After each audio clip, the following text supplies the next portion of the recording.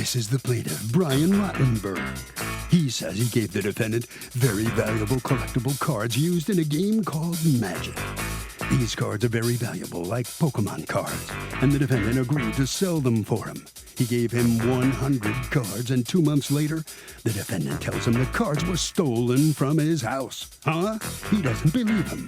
He thinks the guy sold them and is pocketing the money, and he's now suing him today for the $3,395 he's owed.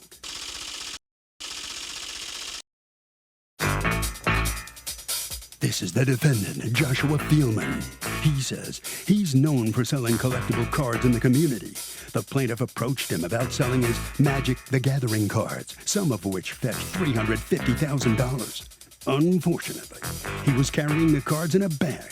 He put the bag down to smoke a cigarette, and poof, the bag was gone. Someone stole it. He doesn't feel he owes the plaintiff all this money because he didn't steal the cards, someone else did. He's accused of losing it. All parties, please raise your right hand. Welcome back to the People's Court. Next case on the docket. The plaintiff gave the defendant some very rare Magic playing cards to sell and says the guy didn't give him the cards back and didn't give him any money. Now the defendant's saying, well, the cards got stolen, so I don't owe you anything. It's the case of you don't know jack about Magic playing cards. Thank you, Douglas. You're welcome, ma'am. Mr. Rottenberg, you moved from New York to Miami and through a mutual friend met the defendant in Tampa, correct? Yeah. All right, and you all had a common interest, which are these Magic cards. Explain to me what Magic cards are. Magic cards are kind of like Pokemon cards in the sense that they're a trading card game that has been around since about 25 years. Some of the cards are rare and have a lot of value to them because they are better than other cards and there's rarity to them. And it's a strategy game where having the better cards makes you gives you an advantage to win. And some of these tournaments that they have are high stakes, so there's an advantage to having like the better cards. Okay. And so do you play the game as well or just collect the cards? Yes, I play the game as well. I've been playing the game for like 15 years. All right. When you would go to Tampa, would you play the game with the defendant and your friend? Yes. So the defendant had said that he had a bunch of connections in the community, that he had run a store called Netreads Games, where he had made a bunch of connections throughout the community, and that he would have the ability to sell my cards for me to people, which would save me fees and other costs instead of using it online. And I also figured that would be a good way to help him out, make some money for him. We were kind of being friendly at the time, and I figured it was a good situation for both of us, and it would work out, to both of our advantages. Okay, so what was the deal that the two of you arrived at? We had made it a deal that he would sell my cards on consignment. I had gave him a list of cards. We had written out like a value for the cards, and I had said anything over that value you could keep. And the value that you set was $2,500, right? Right, at that point in time.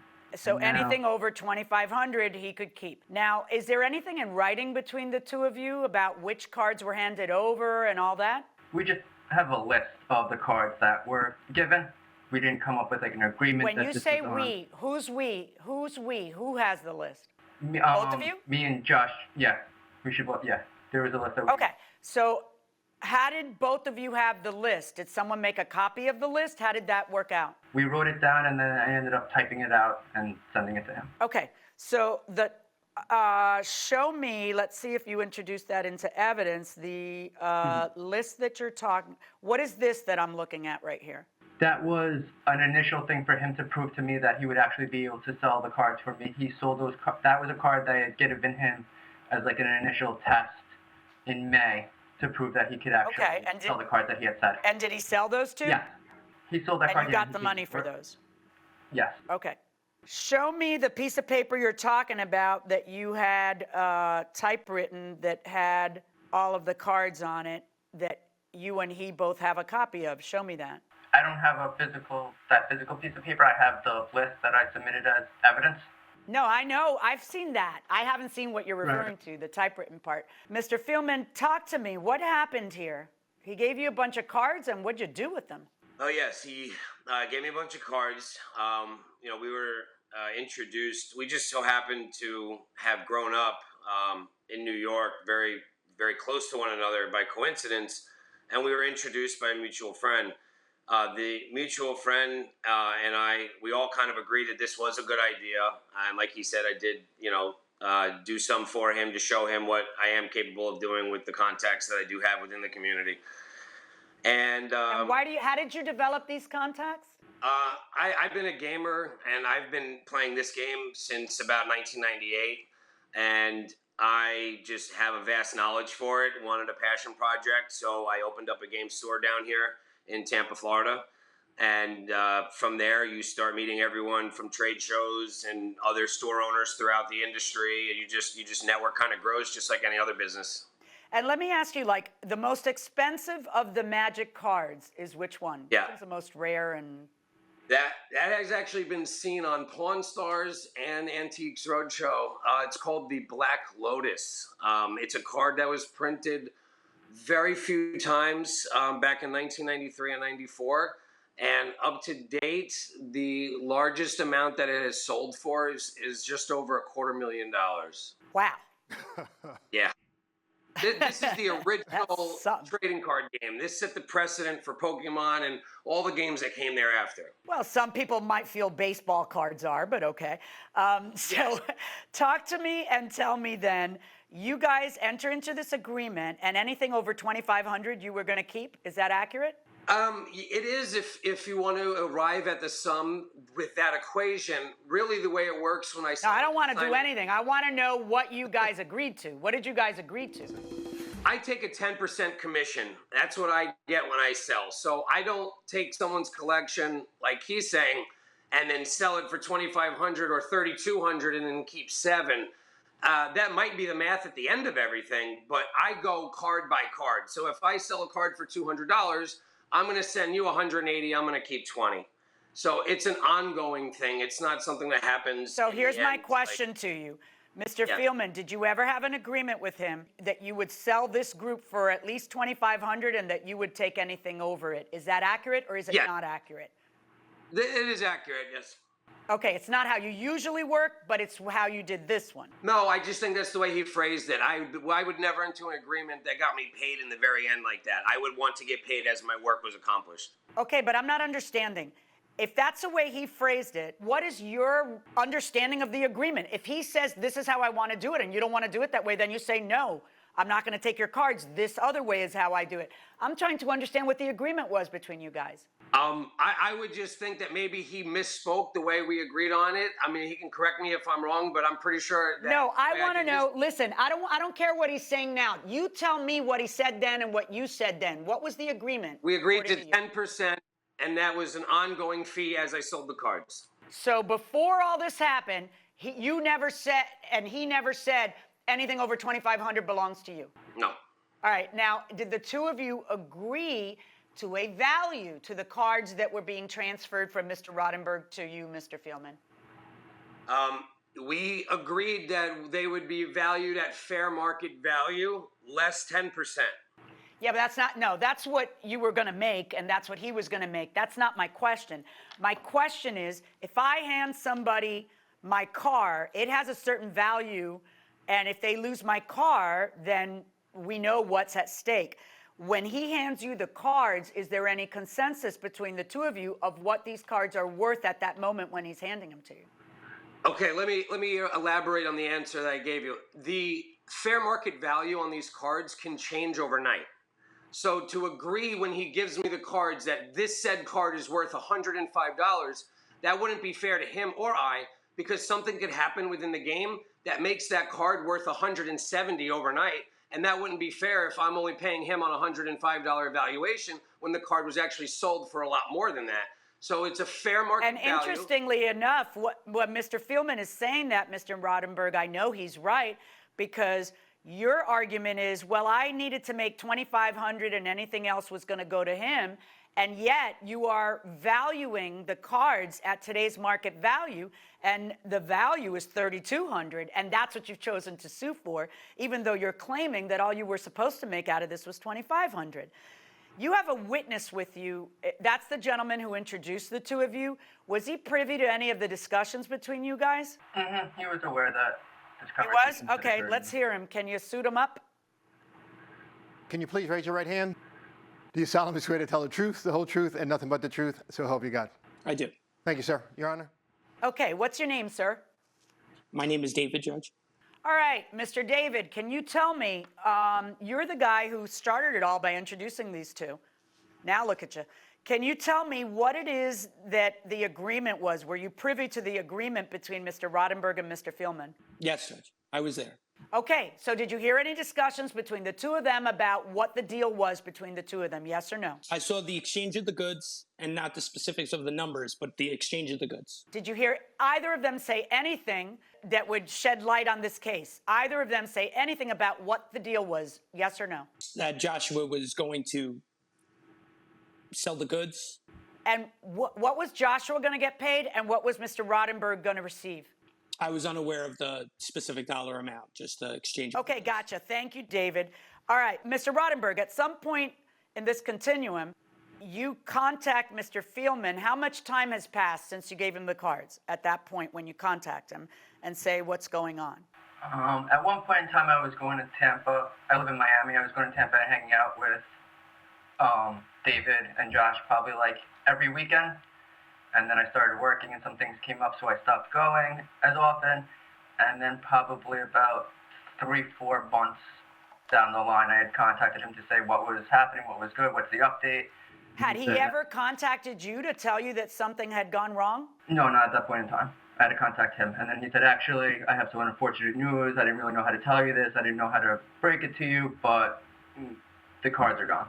All right. Do you have any of these magic cards with you right now? I could grab one. Do either of you have them handy? I'd love to see what they look like. This is the game. This is the back of the card. This is what they all look like.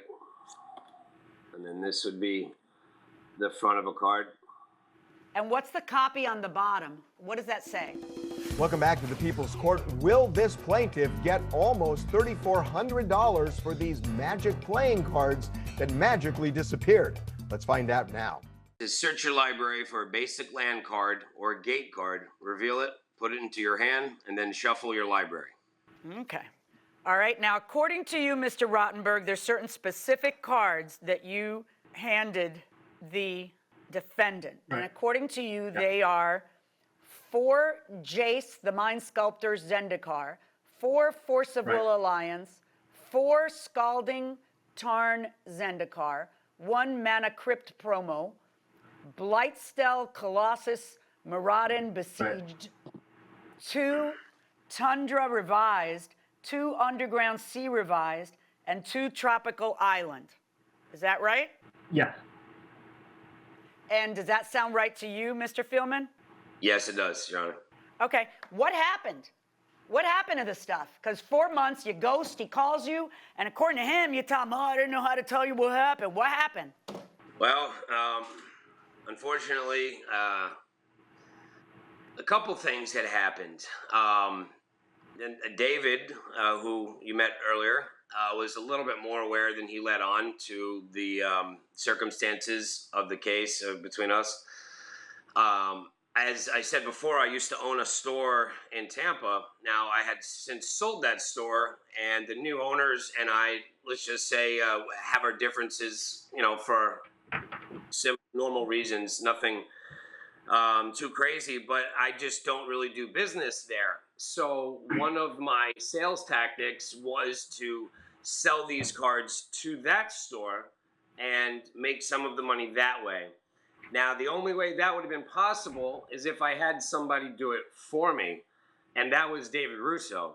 He actually took the book of cards, he went into the store, he sold it, he called me beforehand to ask me about the number, and then I said yes. Now, that money was supposed to be, given to Brian, when in reality, some of that money was, I was told that David had spoken to Brian and that he was going to be borrowing it, which is why he lent himself a little help to the issue in the first place. And I Wait, thought I that have would be no worth- idea what you're saying. Stop.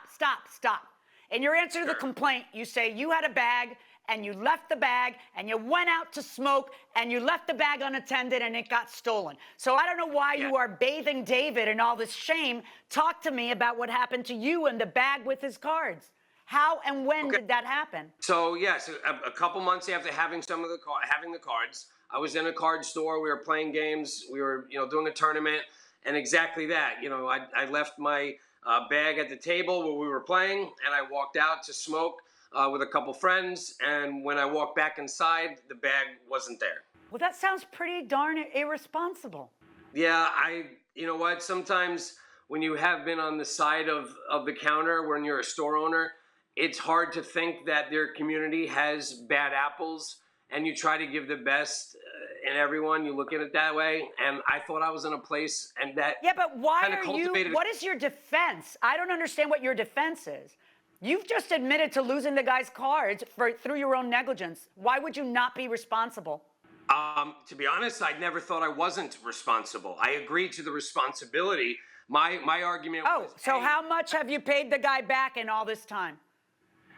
Did you agree to pay him back? Because in your answer to the complaint, you say it's not my fault. I don't see how it's not your fault. Who else's fault is it? Stop smoking and don't leave bags unattended. Who else's fault could it be but yours? Come on. And now, ironically, you're telling me that the deal between you guys was you'd only get $2,500, but you're suing for $32 whatever, the value of the cards. Why are you doing that? Because that's what the fair market value at this point in time is, and I feel like if I were to get the cards back, that's what they would be worth today. And since he didn't actually sell them, I'm more entitled to the card reimbursement than the money reimbursement. And having 25. How long ago was this agreement? How long ago was this agreement between you guys? How long ago was this agreement between you guys? This occurred in about June or July of 2019. Let me ask you a question. When you go back after your smoke, which I hope was a good smoke, I hope it was worth it, you come back in and you see the bag missing. You immediately reported it to the police, right? No, first thing we did was check the cameras at the store, because that's how you're going to find out who did it. But unfortunately, the guy who was supposed to be helping me with that wasn't there, so we didn't get a chance to do it right away. Why didn't you call the police and report the theft? Like I said, I've been playing this game for over 20 years. When you call a police officer and you tell them your magic cards got stolen, I don't want to say that the police are biased, but they do think they have bigger things on their hands to deal with, and it tends to never get dealt with at all. We get laughed at, to be honest. Yeah, but so what? You explain to them these collector's items and they're worth X, and I can show you on the internet how they are. It's a $3,000 theft, Wow, okay. Now, Mr. Roddenberg, your reason for wanting more than what you were supposed to get is what? The delay in getting anything? Correct. And the fact that... And ironically, he feels that the deal was never even what you had originally limited to, which was $2,500. You know what? Under these circumstances, I'm going to say you're right. I've looked at the value of them. I come up with a little different figure than you do. I checked them today, and it's $3,284.95. Verdict for the plaintiff.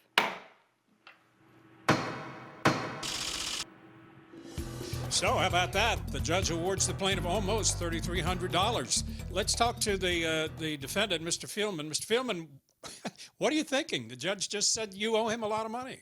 I think that was definitely more than he should have been awarded. Like I said, I don't necessarily believe I was totally not at fault. However, I don't believe that she really understood how this consignment works, where he should have had about at least 30% taken off the top, because that's what happens on a secondhand market like this. And he knew that, so he, I guess, got lucky. He was a little overzealous and won. He sure did get lucky. The judge is right.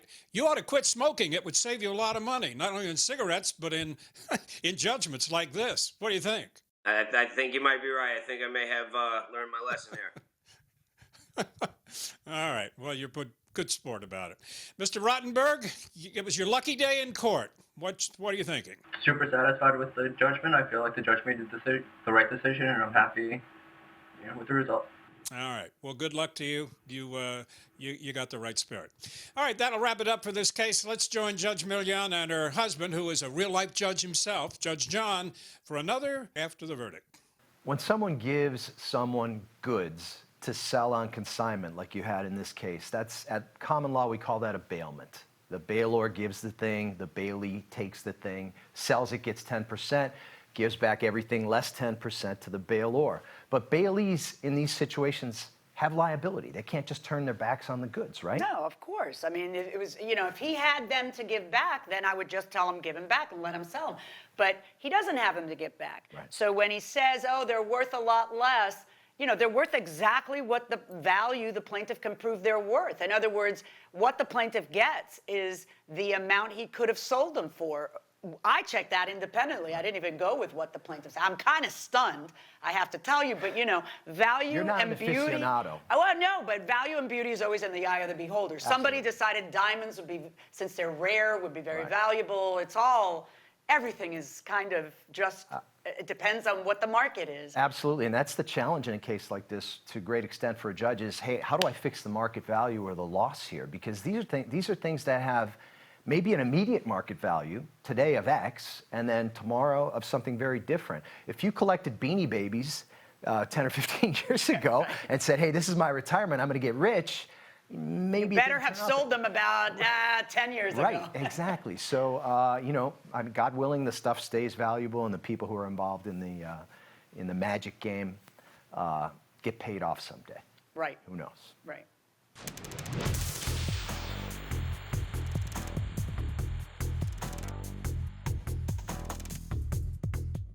You know, Frank, I love this question because, yes, we follow the law of the state where the litigants are from or where the dispute arose. And that's important because the laws in different states vary wildly. And you want to make sure you're doing justice the way it would have been done if the case were heard in a traditional small claims court.